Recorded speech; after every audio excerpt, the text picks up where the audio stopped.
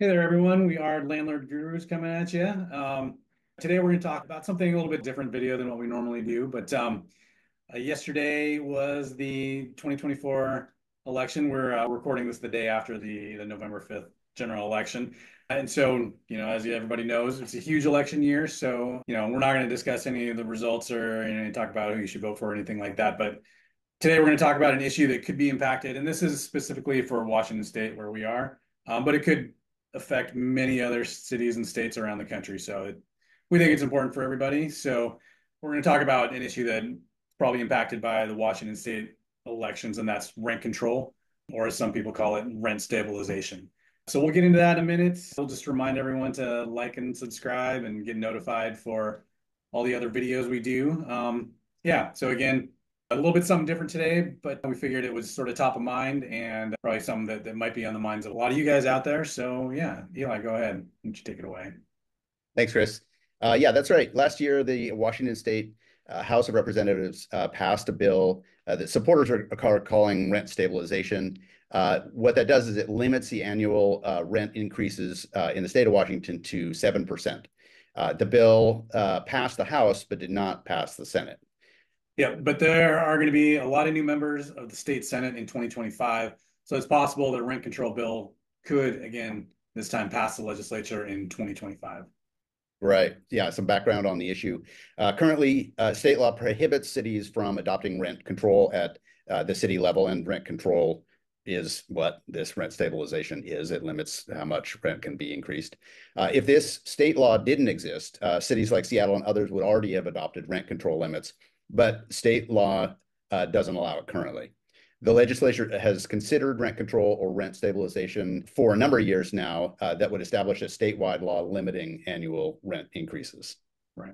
Yeah, and last year's version, which did pass the House of Representatives in Olympia in Washington State, that would have limited the annual rent increases to 7%, first of all, and would have established statewide notice requirements for rent increases, and it would have exempted newly constructed units for the first 10 years.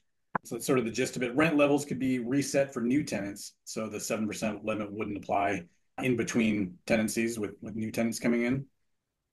Right. Yeah. And this is in some ways similar to other laws. Other states like Oregon and many cities have some form of rent control on their books already.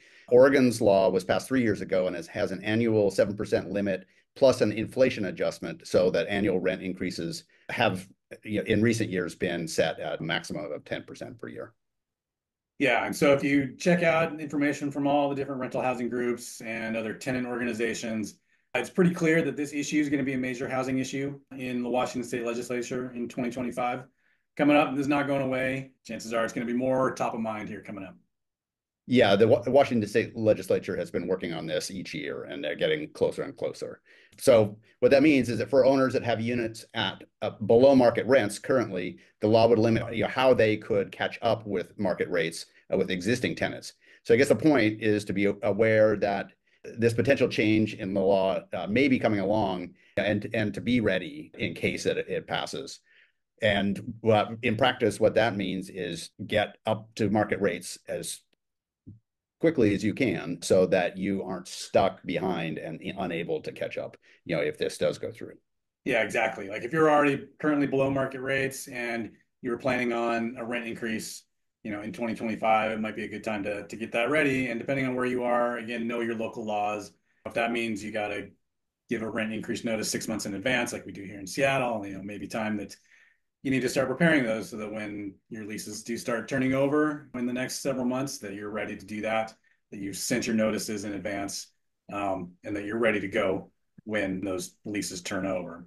That's right. And I personally think that once the market rent is established, once a unit is rented out at the market rate, it's a good idea to have some kind of an increase each year. And that's both kind of as a discipline as a landlord to say, okay, well, expenses go up, so rents are going to go up, and not drastically necessarily 2 or 3% possibly. I mean, in some years it might be 5. Some years you might not assess any kind of a rent increase, but to have the discipline of each year to examine it and say, we're adjusting rates here, I think is good practice. And it also lets tenants know that they're renting for what the current rate is, and to not to come to expect that they're going to have some below market, rates.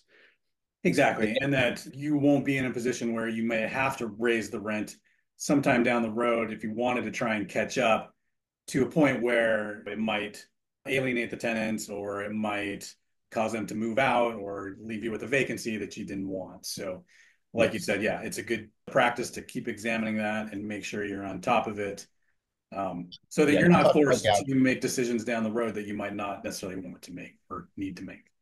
Yeah, I'm not talking about gouging. It's just being with the market, basically. And here's a topic for another day, but Seattle and Portland and some other places now also have tenant relocation laws, so that if you raise rent beyond a certain threshold, it will trigger that if that person decides they don't want to stay, the landlord can be required to pay some multiple of a month's rent to the tenant as a relocation package, to give them first and last, so they can find another place. So Exactly.